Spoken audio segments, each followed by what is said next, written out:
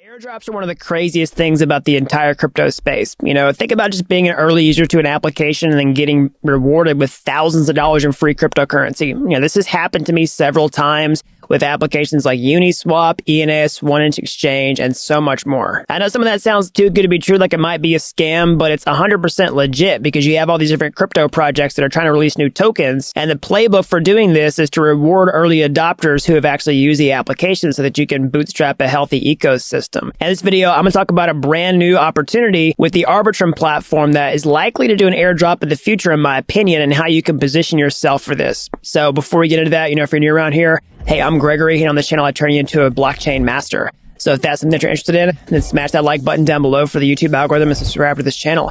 And if you want to learn how to master blockchain step-by-step start to finish, then head on over to dappuniversity.com/bootcamp to get started today.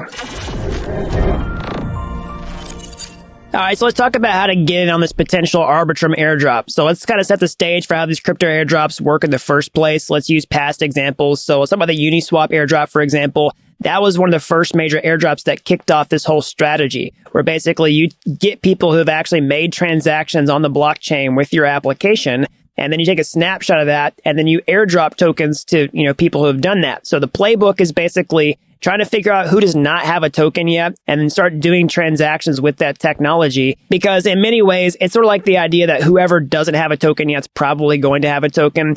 Now, another reason to think that Arbitrum is going to do an airdrop is because, well, guess what? Optimism has done an airdrop. And because it's such a main competitor chain, it stands to reason they're probably going to do an airdrop of some kind. All right, so now let's talk about how to position yourself for this airdrop. Now, full disclosure, there's no way to know exactly how they're going to, reward people. You can go look at other airdrops that happened in the past, like Uniswap, ENS, right? And you can also look at recent ones like Optimism, because they're starting to get kind of advanced in how they do some of these things to, filter out people who are just airdrop farming. But I'm going to give you some ideas. So first and foremost, you want to get onto the network and start doing some transactions so that you can, use dApps and stuff like that. So the main way to do this is by using a bridge. So this is just some technology that lets you connect your MetaMask wallet and take funds. So in this case, like cryptocurrency like Ether, for example, and then move them over to the Arbitrum ecosystem. So you need a MetaMask wallet. You need to go to bridge.arbitrum.io and use it. So I'll talk about that later in the video. I'm just going to give you the high-level overview for now. If you want to practice this, I highly recommend doing it on a test network first before you do the mainnet. And of course, don't bridge any funds that you can't afford to lose, because there's always risks associated with using bridges when you're getting on these ecosystems, okay?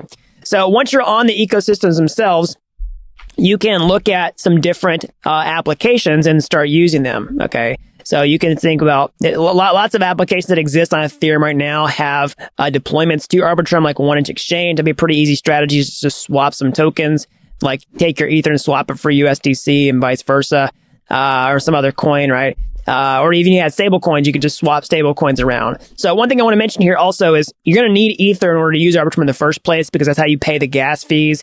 That's the whole beauty of layer twos. Like they're meant to help Ethereum scale, and you need Ether to continue paying the gas fees in those ecosystems. So even if you decide to swap stable coins around, you still need to, pay with Ether for gas fees, but the fees are a lot cheaper than the Ethereum network once you're on the ecosystem itself.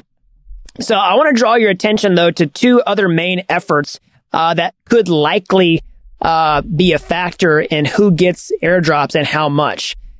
So the first one is going to be this thing called Arbitrum Odyssey. Okay, so basically Arbitrum Odyssey is going to be an event where you can participate with different projects in Arbitrum, okay, and then you can get rewarded with free to mint NFTs. So that's all I got for today. As always, smash that like button down below for the YouTube algorithm. Subscribe to this channel if you haven't already. It really helps these videos out, so then we'll be learn about blockchain. And if you're as fascinated with this technology as I am, you want to get your hands dirty, how can you get started today?